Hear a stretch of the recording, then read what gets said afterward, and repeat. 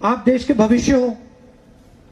अगर देश का भविष्य प्रधानमंत्री से दिल खोलकर नहीं बात कर सकता तो कोई ना कोई कमी तो है कि हिंदुस्तान में आपको लग रहा है कि डेमोक्रेसी कम हो रही है, युवाओं को रोजगार नहीं मिल रहा है, उधर फार्मर प्रोटेस्ट हो रहा है, उधर सीएए चल रहा है। अब हो क्या रहा है? एक शक्ति नागपुर में जो पैदा हुई है वो पूरे हिंदुस्तान को कंट्रोल करने की कोशिश कर रही है। 2000 करोड़ रुपए असम को दिल्ली की सरकार ने दिए और फिर वही एयरपोर्ट दिल्ली की सरकार ने अदानी जी को पकड़ा दिया। अब आप मुझे लॉजिक बताइए। मैं आपसे बातचीत करने आया हूं, जो आपके दिल में है वो भी सुनने आया हूं और थोड़ा सा मैं आपको जो मेरे दिल में है वो बताना चाहता हूं। सर, यह सर। हाँ बताओ। Sir, my name is Shri Jitul Ghosh, I am from Dhemaji college. Sir, मुझे ये पूछना है कि आप सोचते हैं क्या student involvement in politics is essential to protect the democratic value in our country?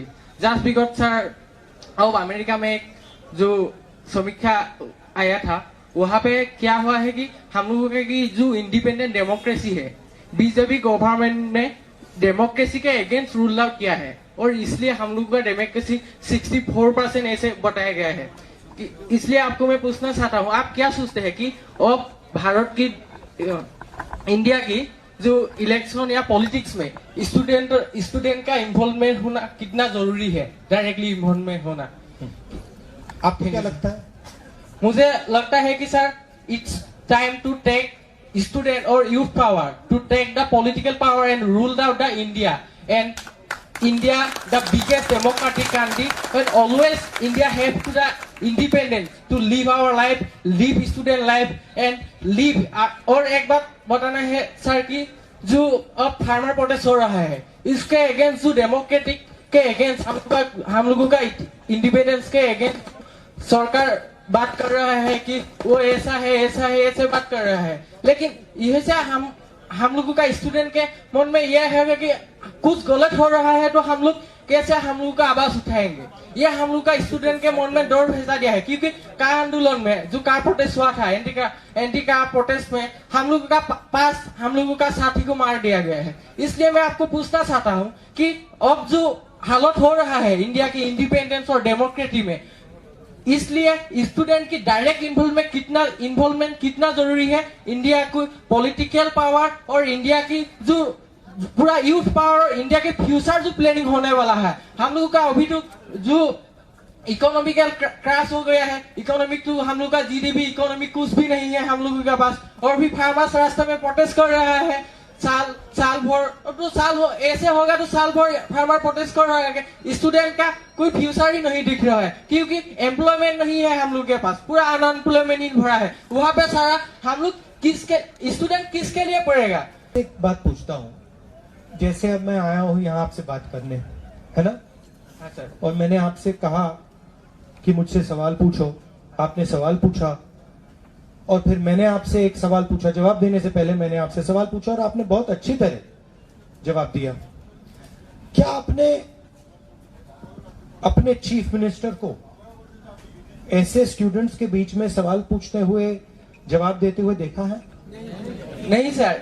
वो क्यों नहीं करते हैं? हिम्मत ही नहीं है। हिम्मत क्यों नहीं है? ठीक है सर।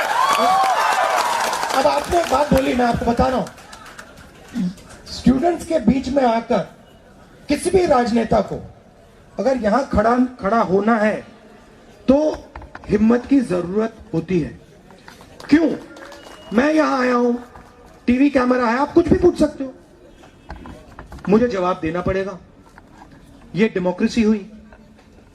डेमोक्रेसी का मतलब जो भी सवाल आएगा उसका जवाब दो। शायद अगर मैं जवाब नहीं दे पाऊं तो मैं कहूंगा देखो मैंने इसके बारे में पहले सोचा नहीं है, आपने पूछा जवाब नहीं दे पाया, सोच के अगली बार आपको जवाब दे दूंगा। तो कॉन्फिडेंस की भी जरूरत होती है। कभी आपने प्रधानमंत्री को ऐसी मीटिंग में देखा है? नहीं देखा है। क्यों नहीं? देश के प्रधानमंत्री हैं, आप देश के भविष्य हो।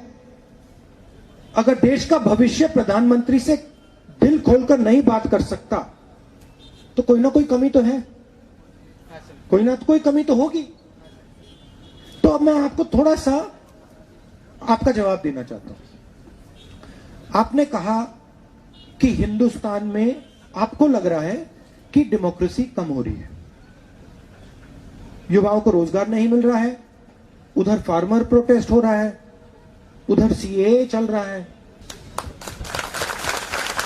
तो मेरा कहना है, अगर हमने असम के लोगों से कह दिया देखो तुम जब दिल्ली जाओगे तुम अपनी भाषा में नहीं बोल पाओगे, तुम दिल्ली जाओगे तो तुम अपने कल्चर को, अपनी हिस्ट्री को भूलकर दिल्ली जाओगे।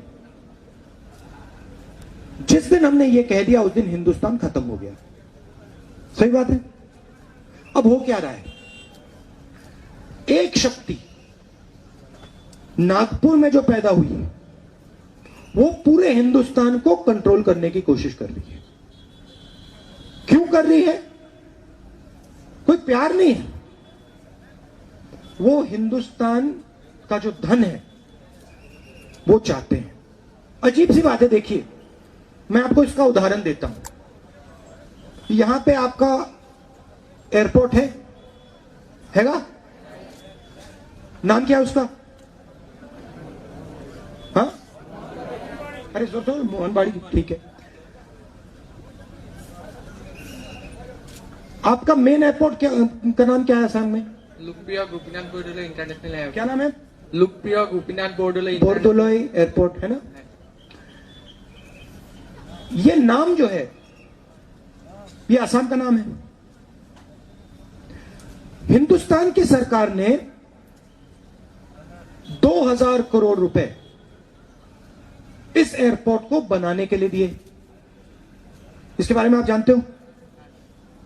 2000 करोड़ रुपए असम को दिल्ली की सरकार ने दिए और फिर वही एयरपोर्ट दिल्ली की सरकार ने अदानी जी को पकड़ा दिया। अब आप मुझे लॉजिक बताइए, अगर आप अदानी जी को एयरपोर्ट पकड़ाना चाहते थे तो आपने 2000 करोड़ रुपए असम की जेब में से क्यों निकाले? आपने उनसे यह क्यों नहीं कहा देखिए हम आपको एयरपोर्ट देना चाह रहे हैं मगर 2000 करोड़ रुपए आपको नहीं मिलेंगे, 2000 करोड़ रुपए हम असम की जनता को देंगे। तो पहले कहते हैं आपको कि हम 2000 करोड़ रुपए दे रहे हैं, उसके बाद में एयरपोर्ट पकड़ा देते हैं अदानी जी को। टी गार्डन्स देखिए, टी गार्डन्स में भी वही हो रहा है, जो एयरपोर्ट में हो रहा है वो टी गार्डन्स में हो रहा है। जब हमारी सरकार थी हमने नॉर्थ ईस्ट को, असम को प्रोटेक्शन दिया था, स्पेशल पैकेज हजारों करोड़ रुपए का और इन्वेस्टमेंट पॉलिसी, जिसमें कोई भी अगर असम में बाकी नॉर्थ ईस्ट में इन्वेस्टमेंट करना चाहता था उसको हम सब्सिडीज देते थे, उसको कैंसिल कर दी। अब आप मुझे बताइए, तमिलनाडु के पास समुद्र हैगा? है। तमिलनाडु अगर अपना माल अमेरिका भेजना चाहता है तो एकदम भेज सकता है। आप क्या कर सकते हो? अगर असम का प्रोडक्ट आप अमेरिका भेजना चाहते हो आप इतनी आसानी से भेज सकते हो? तो फेयर कंपटीशन नहीं है ना। अगर फेयर कंपटीशन नहीं है तो हमें आपकी मदद करनी पड़ेगी। इसलिए हमने आपको इन्वेस्टमेंट पॉलिसी दी, इसलिए हमने आपको स्पेशल पैकेज दिया। अब नरेंद्र मोदी जी कहते हैं, सरकार कहती है नहीं, हम जो मदद पहले असम को कर रहे थे वो हम नहीं करने वाले हैं। नतीजा क्या आया? नतीजा आप यहां कॉलेज में जाते हो, पढ़ते हो, क्यों जाते हो? आइडिया क्या है आपका? एक ही आइडिया है, आप रोजगार चाहते हो, सही। अब अगर आपने असम में आप लोगों को कॉलेज भेज दिया और फिर कॉलेज के बाद आपसे कहा देखो भैया आप कॉलेज चले गए, आपने पढ़ाई की, 15-20 साल आपने पढ़ाई की, अब हम आपको रोजगार नहीं देंगे, क्या होगा? डिप्रेशन होगा। डिप्रेशन होगा। लोग जो सपना देखना चाहते हैं, सपना पूरा करना चाहते हैं, उसको नहीं कर पाएंगे। वो हो रहा है सर।